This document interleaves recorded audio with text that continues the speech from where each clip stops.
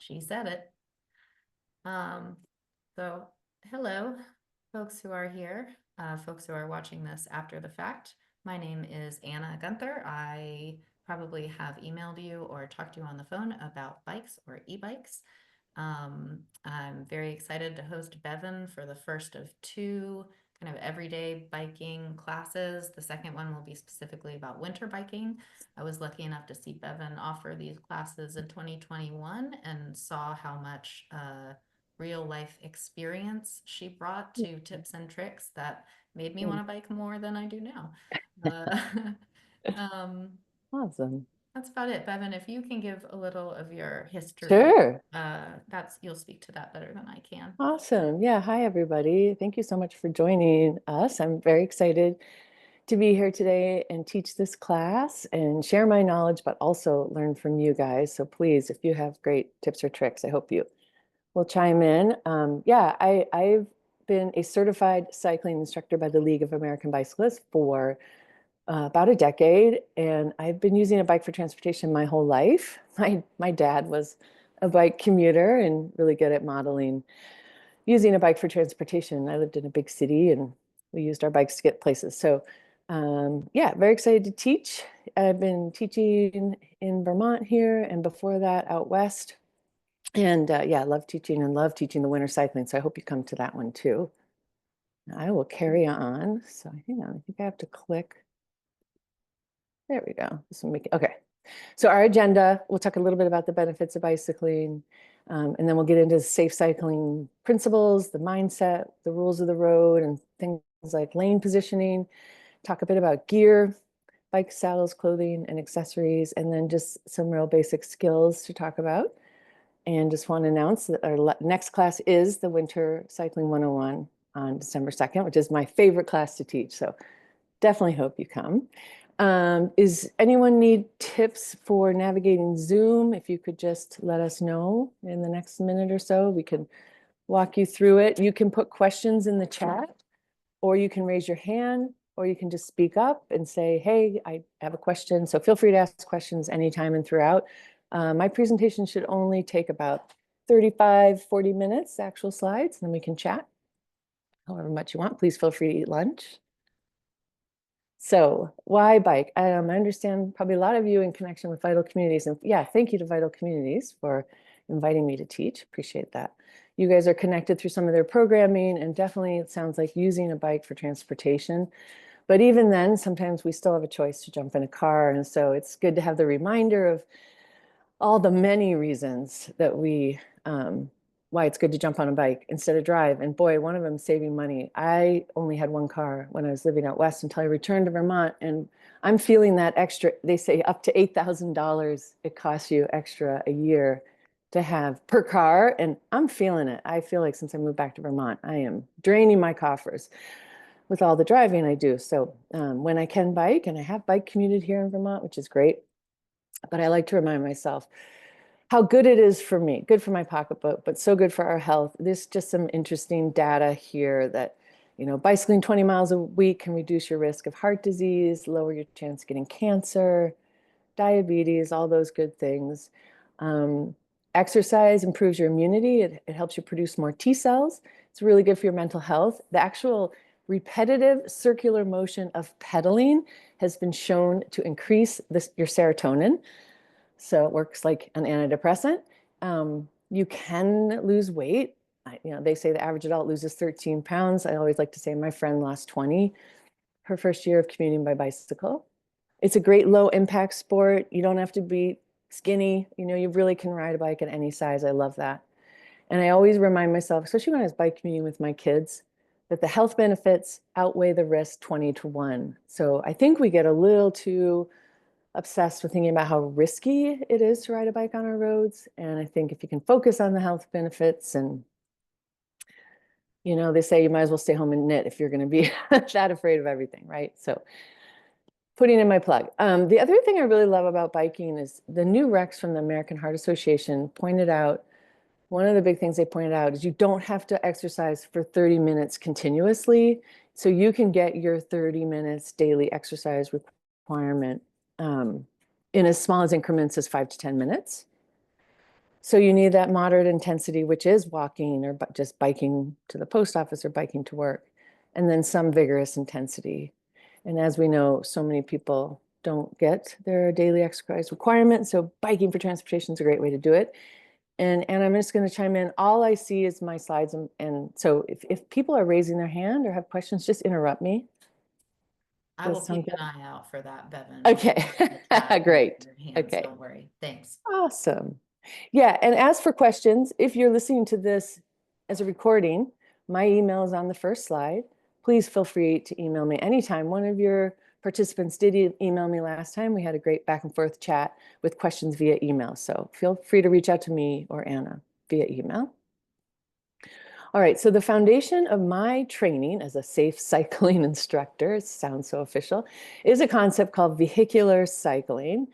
Um, it means a couple things to different people, but the way the League of American Bicyclists applies it is just this idea that the bicycle is a vehicle. It's a lot about just making us feel like we have a right to be on the road, but that also that cyclists fare best when they act and are treated as drivers of vehicles, which then of course also means you should be obeying the laws as if you were driving a car. And I always like to say it's same road, same rights, same rules, and same responsibilities. I have to say something about this picture. I took this picture in London, and he was one of many. And London is considered the least bicycle friendly in Europe. And there were more bicyclists there commuting, probably because it was the fastest way to get anywhere in London. He was one of many, many. And look at that. He didn't even have a shoulder or a bike lane. And he was right there with those two-story buses, and right, they all just seemed so like they felt like just at home. And it was quite extraordinary to see the magnitude of all these bikers going across this bridge in London. It was really impressive, inspiring. So vehicular cycling, the basic principles are that you should be predictable. If you are driving your bike like you drive a car, you don't drive willy-nilly, you don't drive wherever you want, you ride your bike on the right side of the road, you stop at stop signs. I mean, those are the basic principles of being predictable when we drive a car or a bike. The other really big principle is being visible. And the huge thing about that is our theory, and we believe the data show that the more visible you are, it really makes a huge difference in the risk you're taking. And so, of course, bright clothing, number one, light system, number two is great for visibility, but lane positioning is another really big way you make yourself visible. And we'll talk about that in the next couple of slides. Be a defensive driver. You should be a defensive driver in a car. You're being alert, you're being aware. Err on the side of caution when you're on a bicycle, of course. Communicate as much as you can. Try to get eye contact with drivers. Use hand gestures. Use your hand signals. And we will talk about that in a later slide. And I think the other key thing is being confident that you have a sense of belonging. You don't want to be cocky. Some people get a little overly confident. Being confident and courteous. You're a fellow traveler. You belong on the road. You have a right to be there. And then always put your safety first. So if you have to break the law to be safe, so be it. If a cop pulls you over, you're just going to say, Mr. Officer, I was doing what I needed to do to keep myself safe. So that's your number one priority. Safety first. All right. So this whole idea of taking the lane, we call it, or lane control or lane positioning, it conflicts a little bit with this whole share the road concept we talk about. So we want cars to share the road with bikes, but we personally probably don't want to share the lane with a car. So this picture shows kind of your typical small Vermont, no shoulder, downtown Main Street, Newport, where I've been spending a lot of time. So the idea here is that it wouldn't make sense for a bicyclist to try to ride side by side, which is not sharing the lane, or riding side by side with a car. You really want to get in the lane. Now, if it's Main Street, my argument is, well, the cars shouldn't be driving very fast anyways. In an ideal world, in my towns that I live in, I'd rather the cars were only driving as fast as a bicyclist. So you're probably doing a favor to everybody by, you will be slowing down the traffic, but you have a right to do that. Where I live, we have a lot of Amish horse-drawn buggies and buggies here. And it's a really great example of like, I mean, I can bike faster than the Amish buggy, and they're on the road and they have a right to be there. So cars have to deal with that. They have to deal with slow moving tractors. There's a lot of people on the road. So this idea that you can take the lane and be in this position. Interestingly, that guy back in London, those guys tended to go on this to the side and have the bus come right up alongside them. I was a little concerned that they were doing it that way, but it seemed to work there. But in general, on a really narrow road with no shoulder, no bike lane, I would recommend you just get in the lane. It's actually going to make you safer. That's our theory. And to back up a bit, the number one rule for riding on the roads, of course, is please ride on the right side of the road with the flow of traffic. Some people still want to bike facing traffic. That is the right way to walk because cars expect walkers to walk facing traffic, especially in our more rural towns where there's no sidewalks. But biking, it's still, the data show it's still recommended that you bike. You're safer if you bike with the flow of traffic. And I'll show an example of that in a slide later where it shows how a car might not see you if you're biking counter traffic. So you do want to bike with the flow. Before texting, it actually was one of the rarer ways to get hit. We all worry we're going to get hit by a car from behind. It is very rare. It's gotten a little more common with distracted driving, regrettably. And so I have friends who are like, nope, I want to drive certain sections in Vermont. They're like, I will only ride facing the traffic. They're making a decision to make themselves as safe as they can be. But our general recommendation is still to ride with the flow of traffic. So why do you take up the lane? So here, it actually might be the safest place for you to be. It can optimize your visibility to cars, and I'm going to show you some other diagrams that show that. It can increase your vantage point, so you can see what's going on better. If you have a car right next to you, you can't really see as much. It gets you out of the gutter. You're not going to be biking on the glass, and that's the other thing. The law states that you have to ride in the rightmost lane. But if that rightmost lane is full of parked cars, even if it's a bike lane, it's full of parked cars or dead animals or glass, that's not your rightmost lane. At that point, you might need to move left because you need to get in a lane that you can actually safely ride your bike in. Another reason to take up the lane is to avoid the door zone. So if there were parked cars instead of trees there in this picture, you would not get doored. If you bike too close to the right, someone might open their car door on you. That's when the parked car opens its door. Taking up the lane like that is the best way for you to queue up for the intersections, and I'm going to show you a picture of that. It helps you make your intentions more clear. So if you're in the right side of that lane, you might be taking a right. If you're in the center, you're going straight. If he moved, that little biker there, if he moved to the left, he'd be making it kind of clear that he might be taking a left-hand turn. You definitely always need to be out in the lane to take a left-hand turn. You do not want to take a left-hand turn from the rightmost lane or a bike lane, right? You have to move over into the travel lane to take a left turn. In roundabouts, I don't know if you guys have any roundabouts down where you are. Roundabouts, you really want to take up the lane. So like 100 feet before the roundabout, even if there was a bike lane, you're merging into that traffic. When you can safely do so, you're going to ride through that roundabout as the best safe, speed that you can muster to get through that roundabout. You're going to be more visible. You would never want to be side by side with a car in a roundabout. All right, a little bit more examples of when it gets tricky. So the left diagram here, we love our bike lanes, right? It gives us a place. I'm assuming that's a bike lane that biker's in. The downside of our bike lanes is this conflict we see here. The brown car wants to turn, and there's a biker in the rightmost lane.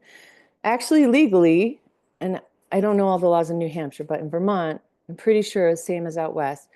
The rightmost lane, even if it's a bike lane, is your turn lane. So we'll talk about being a bicycle-friendly driver. It's actually safer if the car merges into the bike lane, queues up with the bikers, and then turns right. So that's your bicycle-friendly driver note. But for the biker, I have friends out west who wouldn't even go straight through an intersection in a bike lane. They would merge into the main right lane to go straight through an intersection. So if you look at the picture on the right, the correct way, as it says here, if you queue up with the cars, it's going to make you more visible in this intersection, right? So if a car in the oncoming traffic in the intersection, that blue car was going to take a left, if you were riding side by side with the brown car, the blue car might not see you. Your visibility by other cars is blocked by the brown car. If you queue up, you're much more visible to everybody in an intersection.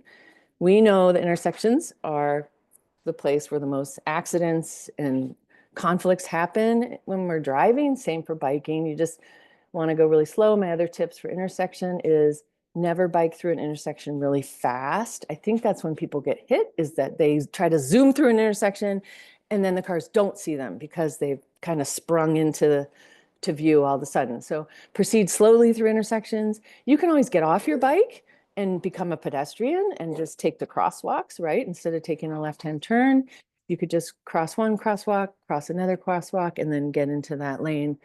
That's a little hard to demonstrate without a pointer, but what else about intersections? Yeah, maximizing your visibility, queuing up with the cars.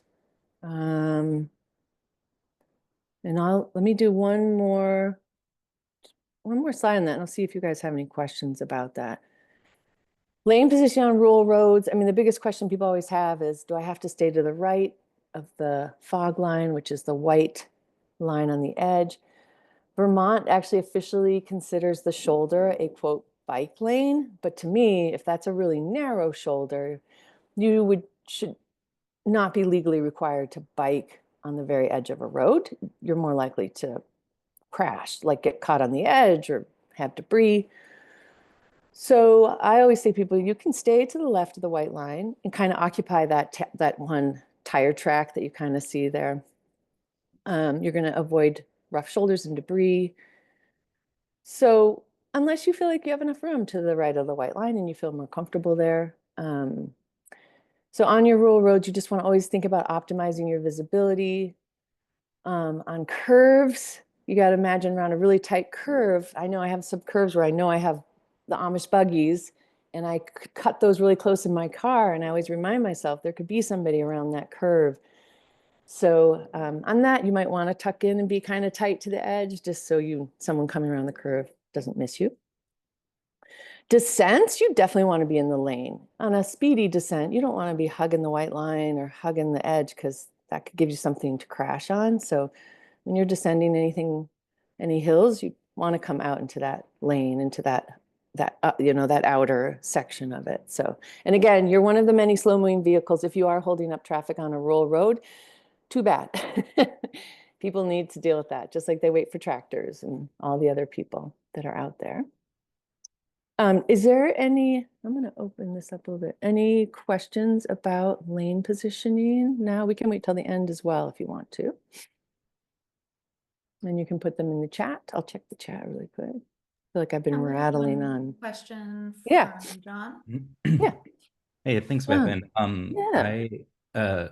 Thanks for going through the kind of how to manage intersections on a bike and bike lanes. And just wanted to point out, I think that this is a rare instance, but we just had bike lanes added in White River Junction where the bike lane enters into a green dashed sort of extension of the bike lane across the intersection. So presumably, if that's the circumstance, you would want to just stay in the bike lane. That's what they're suggesting. So one thing you'll find is that like the people that build those infrastructure treatments, sometimes the people that are like me who've been trained in this or have ridden a lot of intersections, we may not always use the facility as people who designed it think it should be used. So that's a tough question. I should probably go look at that. You could stay in that. I mean, yeah, I think it would depend to me on how the overall picture of that intersection looked. I have seen that more out here in the East than out West, like these like determined bike lanes in an intersection. You know, again, you just have to make sure that it feels that you're really visible, you know, so you could stay in that bike lane. I would want to proceed really slowly, make sure people see you so you don't get the left hook, person taking a left turn in front of you.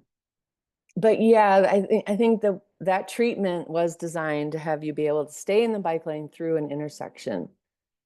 So I'm not super familiar with that. We did have that out West. You know, I don't have anything like that here in northern Vermont. Yeah, but the dashes, I think, are to help the car realize that you might still be there. You know, again, so much of the paint treatments are supposed to make sense to cars, like, you know, Sharrows. You guys, the Sharrow is the bike with the arrows.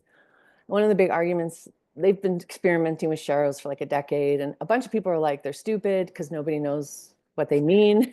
The average car has absolutely no idea what a sharrow is or what it means to them when they're driving.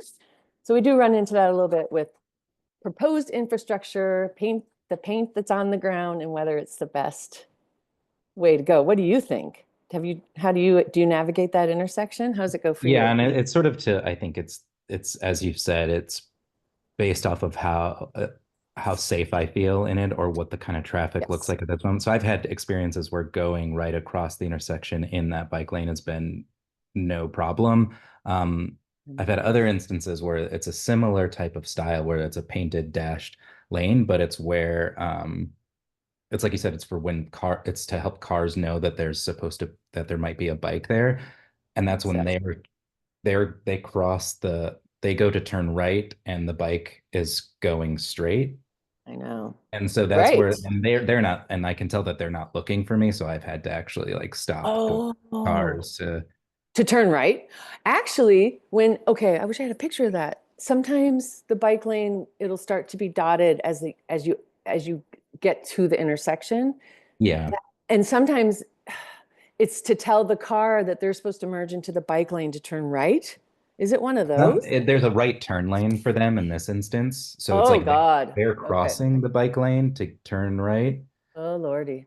Yeah. So they're supposed to, I think in theory, supposed to pay attention and Yeah. or that there's not a bike while they turn right. But as we know, many cars will just turn right when they're in the right Yeah. lane. So that's where I've tended to just to especially if there's traffic around, where I just kind of proceed with caution.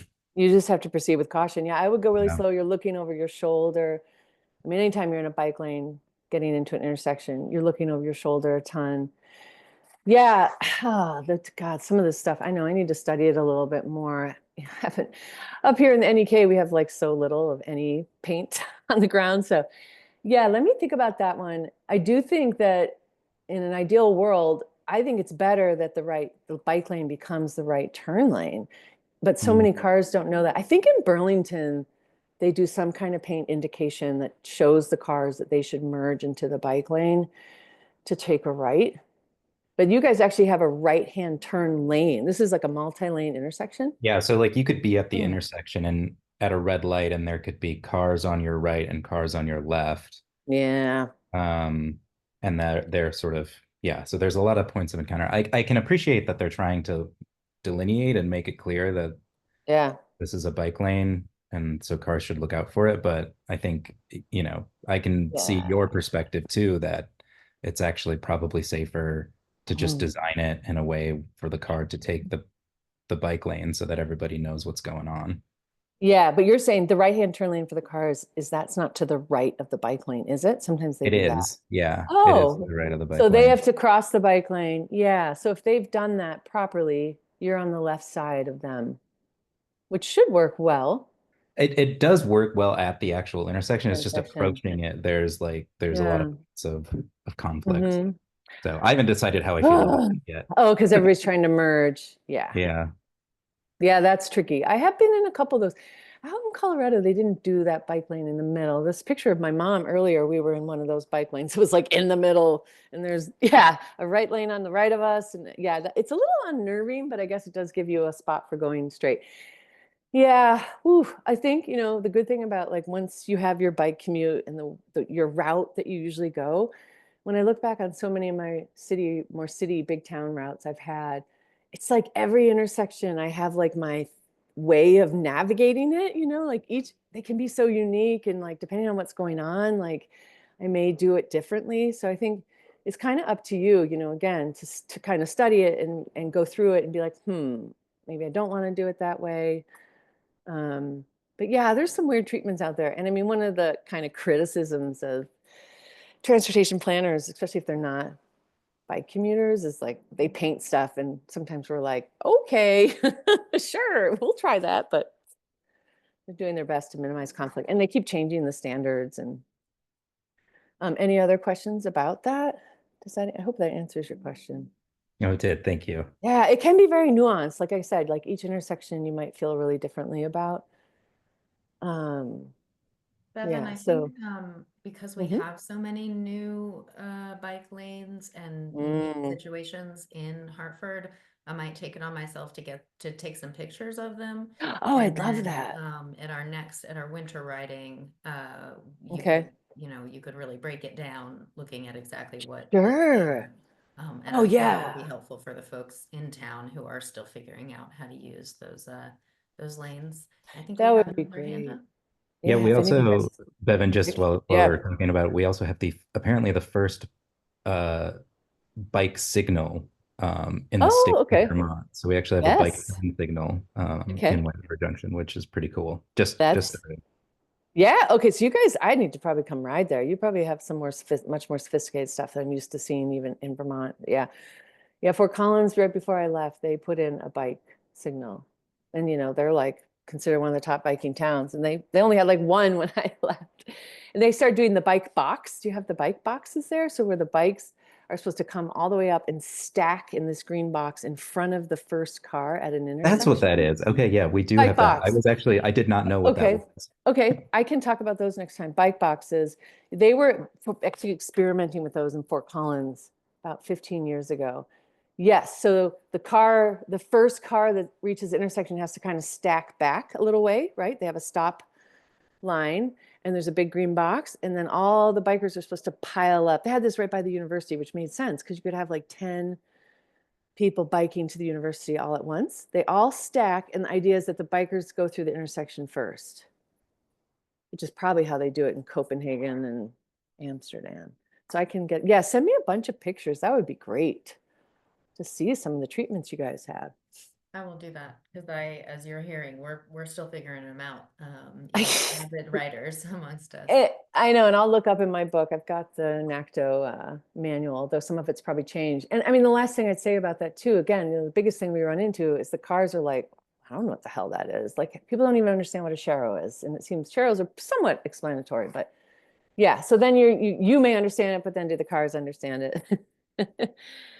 So okay, I think you Becky can. has a question, and then Oh, I'm going to sure. push us Okay. slightly Yeah. back to the Yeah, agenda. just I'll just say quickly adding on to that that these new bike lanes, I feel a little bit that when there are bike lanes, then it kind of takes away my you know, my ability to actually ride with the traffic. So in that Mm. particular, there's a Yep. particularly gnarly intersection in this new configuration, where there's a steep descent and it meets a kind of complicated intersection. And I Mm. just found myself being a pedestrian. I walked my bike across it. I waited for the cross light. It was a lot longer than when I used Mm. to take the lane and do a left with the traffic, but I just felt safer that way. So It's just too crazy. sometimes I think, when there are bike lanes and they're not really working for you, just Yep. become a pedestrian. There's nothing Oh, wrong yeah. with that. Thank you. I'm so glad you brought that up. Yeah, you can become a pedestrian at any time. And it is legal to ride on the sidewalk unless otherwise indicated. So I don't know if you have any true like sidewalk prohibition riding in White River or yeah, that would be, you got to give me the full list of towns so I can study them more, Anna. Um, That's been really revelatory. A lot of people I've been teaching in Newport because they're like, I said, yeah, you can legally ride on any bicycle, on any sidewalk. You just, be polite to the pedestrians. You got to yield to the pedestrians. And, unless there's a specific sign that says, indicates that bikes are prohibited on a certain, usually that's a certain section of a downtown, like in Burlington so yeah, feel free to use the sidewalks when you need to, right? Like, I just think it's important to tell people that too. Any other? Oh, I see the raised hand, but did that one get? I think that might be Becky Cool. leftover. Okay. But I just wanted to add that one of our participants shared that because we're in Vermont and New Hampshire, that Hanover Yes. and New Hampshire does not allow bikes on their sidewalks. So, FYI. Probably in the heart of downtown because they just have so much pedestrian traffic. Yeah, and I don't know if Hanover, it's the entire town. I don't know. Usually it's just sections, but that would be a good question about Hanover. So pay attention to that because usually there's just a specific sign for a very specific section, like a couple blocks or whatever, but okay. All right, a bit about bicycle crashes. This is really, really old data, but I found it instructive for me for just, if you're fearful of being hit by a car. I've never been hit by a car, knock on wood. We do feel like there are ways to minimize your risks of these things, of having a conflict with a car. So this, I liked this because it shows most crashes don't even involve a car. Half of all car-bike crashes are caused by the cyclist.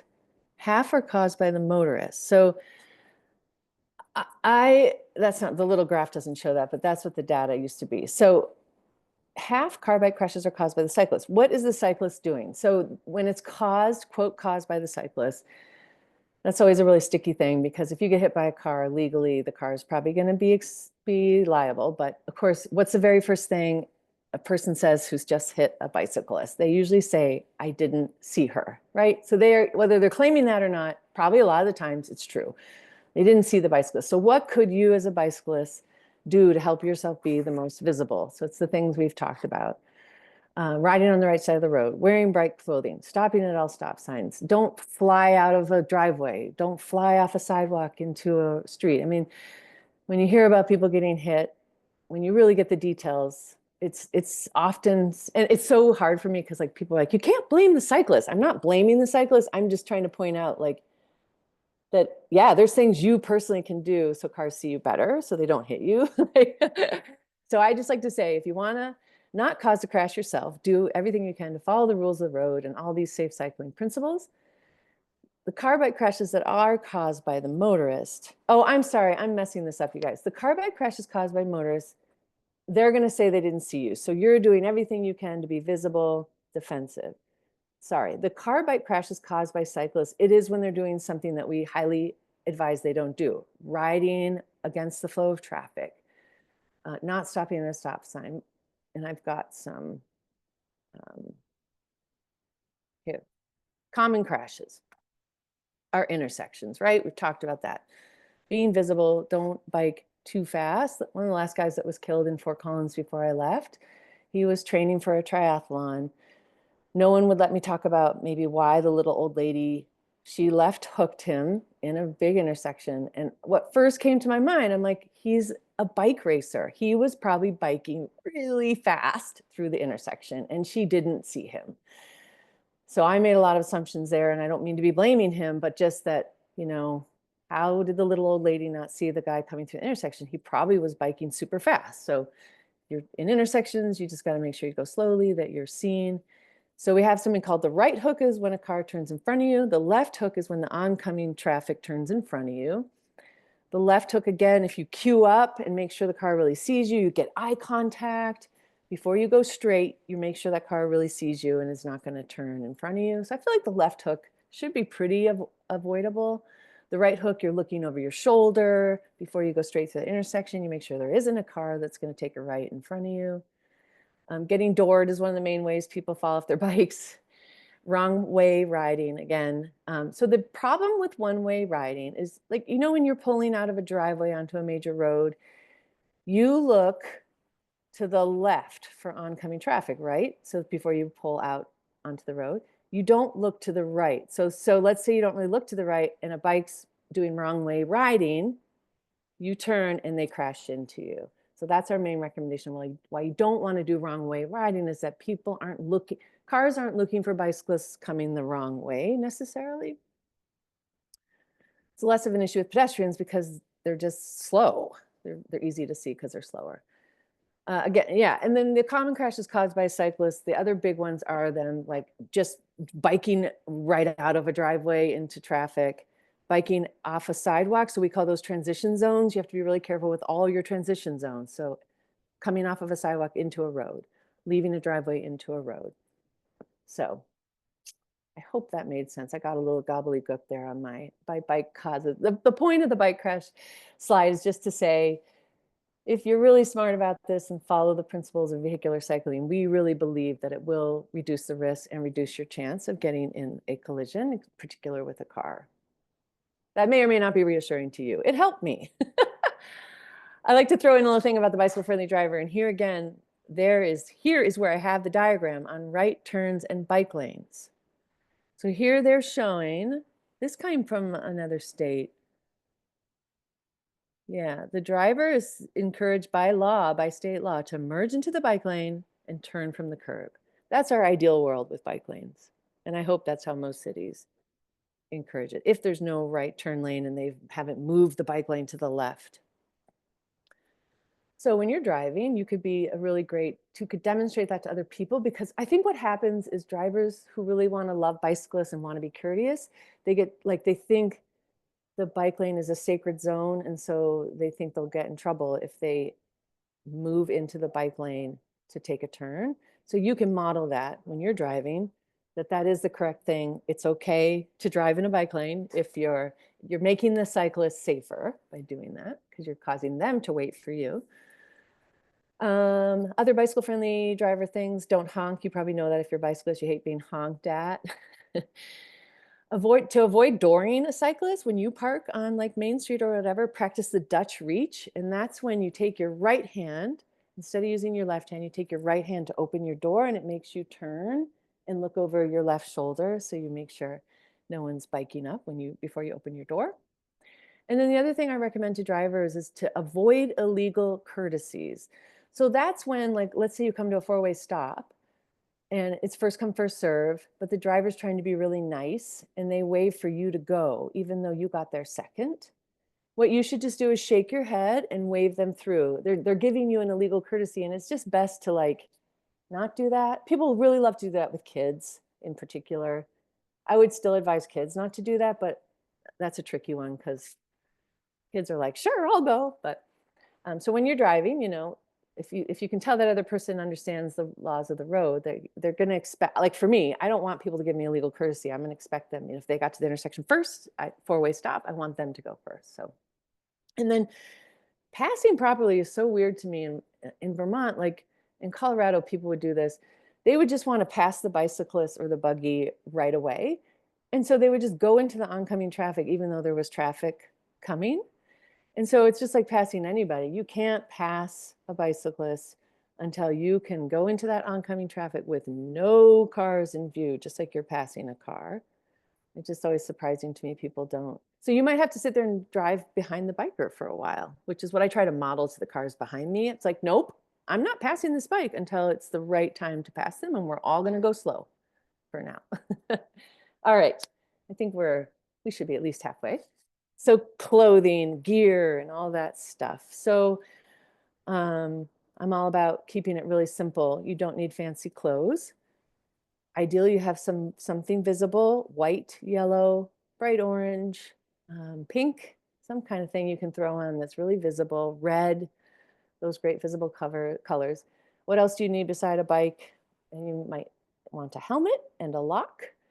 And then, next on the list, as you save up your pennies, some rainwear. Definitely in Vermont, fenders is one of the first things I would say to buy for your bike, because it's so wet here in our area. Front and rear lights, some kind of repair tools you might eventually want, some chain lube, and an old t-shirt for taking good care of your chain, a bike pump so you can make sure you have enough air at home. And the next thing I always talk about a lot, just making biking a happy experience, is having a really good bike seat. And I have a slide on that coming up. Dressing for success. So, the main thing is, if you're biking for commuting, to change or not to change. I've been able to carry like the simplest setup in a backpack. Maybe I'll usually change my shirt just because if I get sweaty. So, if you have a nice dress shirt, you just roll that up in your backpack.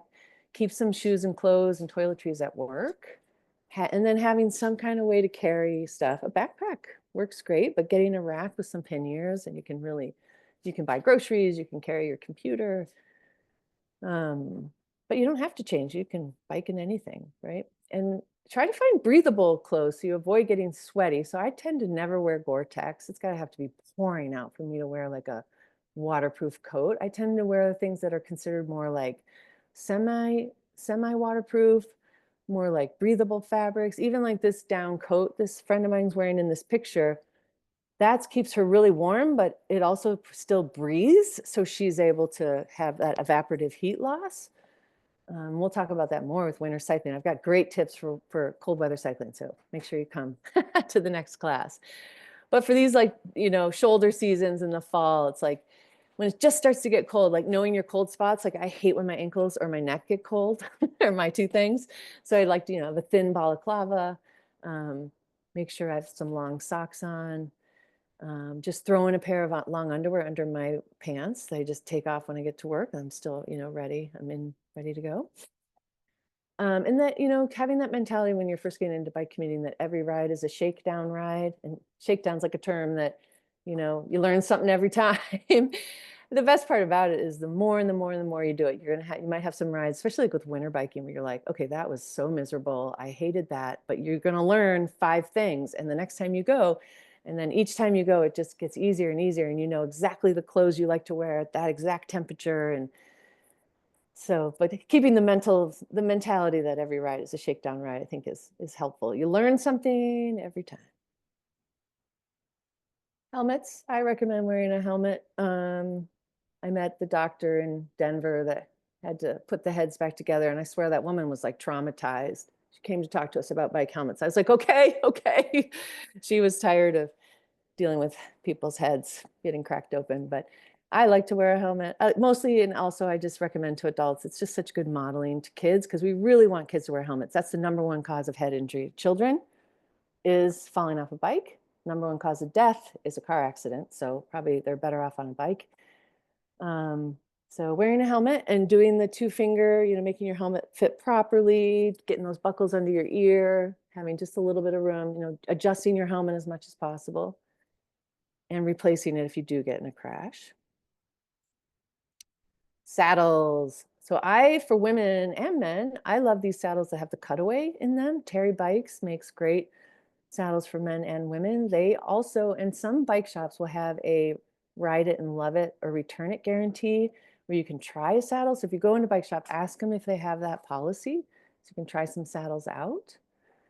I like something that's supportive but not too mushy. If they get really, really mushy, it's actually not supporting you, and that's actually going to make you more sore. So you want a nice high quality foam that is a tiny bit squishy but still really supportive. You don't want to mush into the saddle. That actually is less comfortable. Yeah, it just takes time finding a great saddle. For women, you tend to want a wider in the back because our sit bones are further out. And a nice flat platform, I think, is the best. Not like a curved seat, but you know, everybody has their preferences. I just encourage people to try to find something comfortable, especially if they're going to be riding long miles. Oops, hang on, I'm not advancing. Highly recommend lights. Front light and the rear red. You're legally only required to have a white light at night, and at least a red reflector. But I've been seeing so many people doing day running lights now, and I feel with our low light conditions in New England, it's just such a great thing to just always have lights on your bikes and have them at the same time. Any questions about clothes? We'll take a break again here so we don't get too bored. Any questions about clothing or lights or anything so far? We good? I shall carry on since it's 12:43. Let me get rid of this. Bike fit like a saddle is really important. So there's a lot you can do to make a bike fit you well. You can make adjustments for comfort and efficiency. Signs of poor fit are if your seat's too low, you're going to get knee pain. If your bike is too long, so that's the length, the top tube length, or your stem's too long, you might get neck and shoulder tension. That happens to women who tend to have shorter torsos. So you can make adjustments to your stem, to your brake levers, even make tiny brake levers for people with really small hands. And seat height, of course, is the #1 thing you want to be. For some reason, I can't see the bottom of this slide. I want to get rid of that. Oops, sorry. Hang on. Seat height. So see how I like this diagram. It shows that he has the slightest of bent in his knee. So you don't want your knee going totally straight, but you also don't want your knee too bent. I feel like I've been seeing a lot of people on e-bikes with their seats super low, and I don't know if they just want to be able to put their feet down.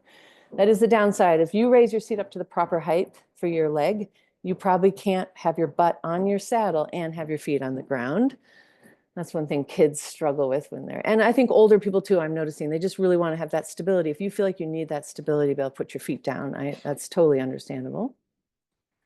Bike shops do bike fits. You can always go and have a professional bike fit. Bike maintenance real quick. I recommend the ABC Quick Check as often as possible. Make sure you have air in your tires. Make sure your brakes are functioning. Take good care of your chain by keeping it lubed and clean. If you don't want to work on your own bike, learn your bike parts and get a good mechanic.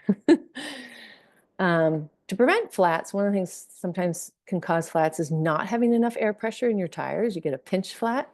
So that's the other reason you want to keep your tires well aired.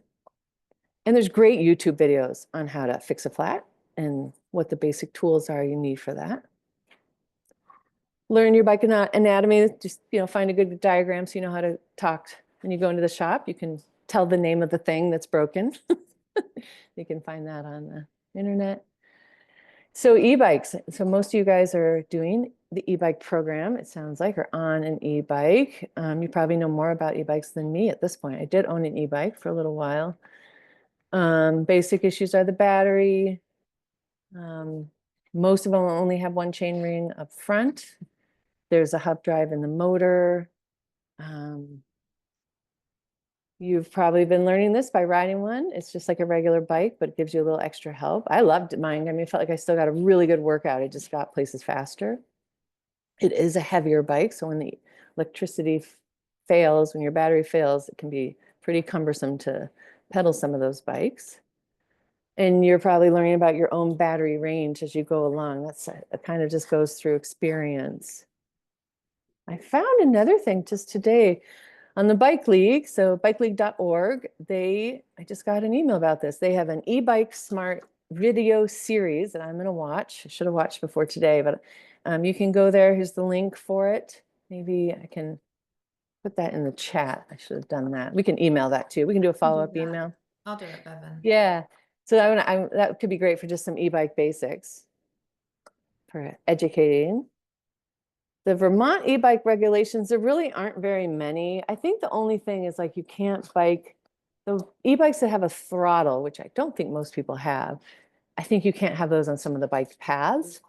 But, yeah, so most people have a class 1. 3s just go a little faster. There's not a lot of, limitations on them except just be polite. So if you are going really, really fast on a bike trail, be cognizant of the fact that your bike is pretty fast, but you can look up any regulations for that.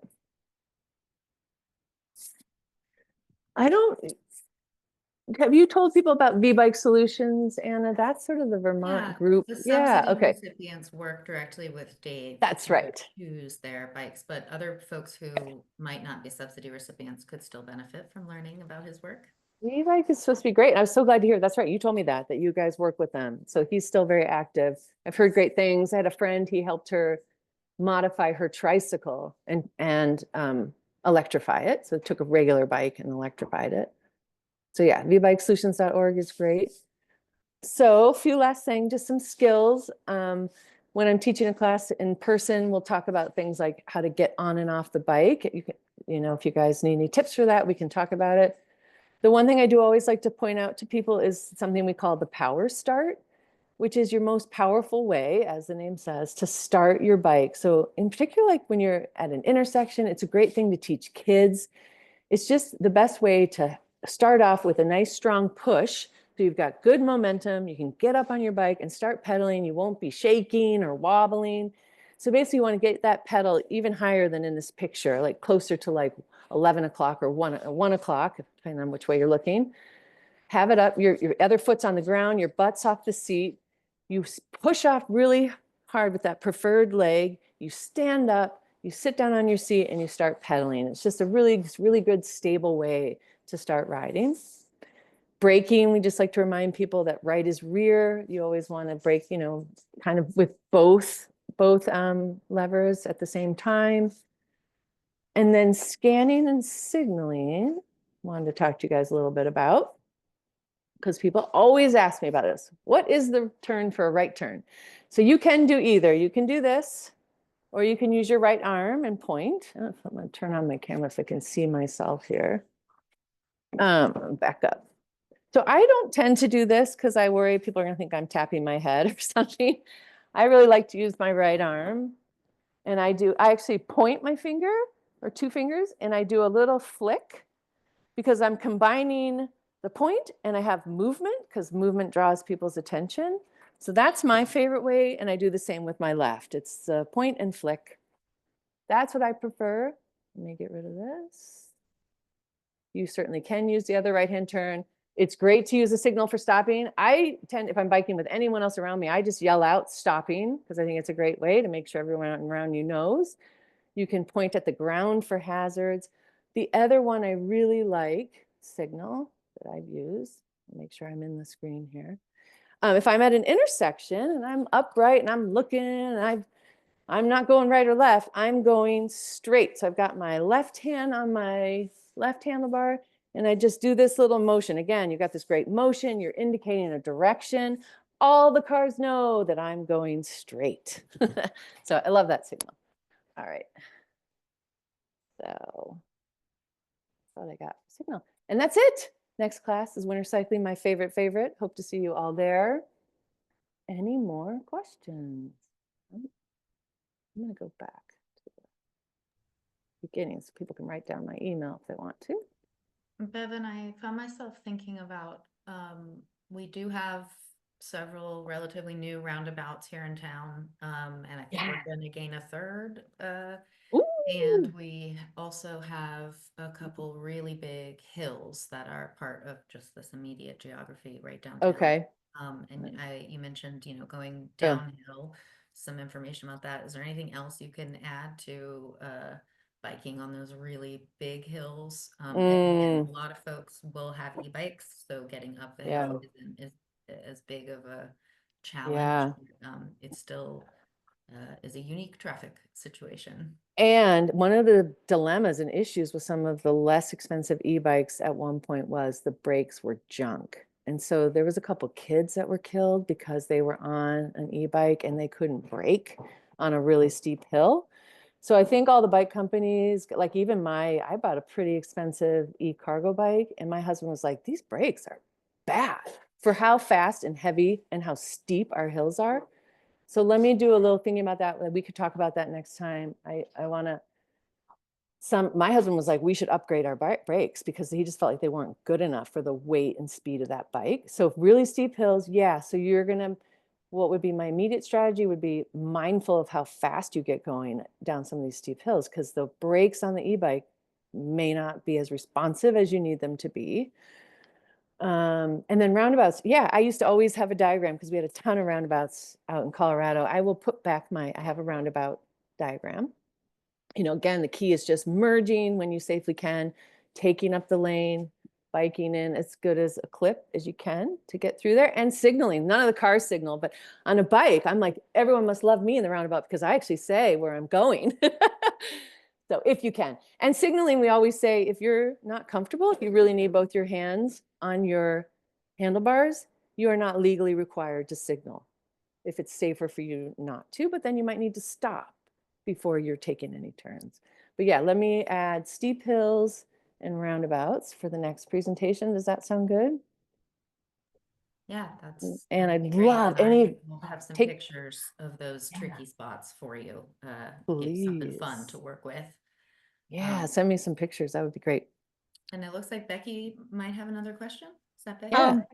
Actually, it's just a little, I wanted to put in a plug for my favorite piece of biking apparel, which is a reflective vest. Oh, I can thank put you. it on, I can put it on anything that I wear. Yeah. We even go over a backpack because it's a big one. Yeah. And I think it's just a great thing for anybody to have because I agree, you just can't be too visible. Just keep that with you. Yep. Any time of day. Any time of day. Yeah, good for you. Yeah, I'm sorry. I've always kind of, when I was commuting every day, that was just like always on the bike or in the bag. Thank you for remembering that. Yes, keeping that. If you can't afford to buy that, maybe you can find a gal in Newport just puts this big orange t-shirt over her backpack. So she's just walking around town, but she's got her orange on her backpack. Almost done, right?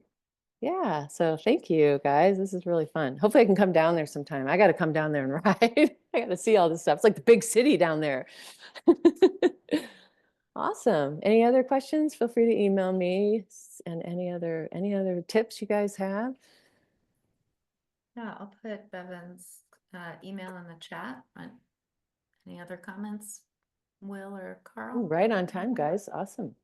12:55. Hey, that was all you, Bevin. I did it. All right, Thanks, guys. Carl. Awesome. I hope to see you all at the next one. Yeah, absolutely. Looking forward to it, Bevin. Thanks so All much. right. This Yeah, was thanks, awesome. John. Yeah, thanks. Bye. Bye.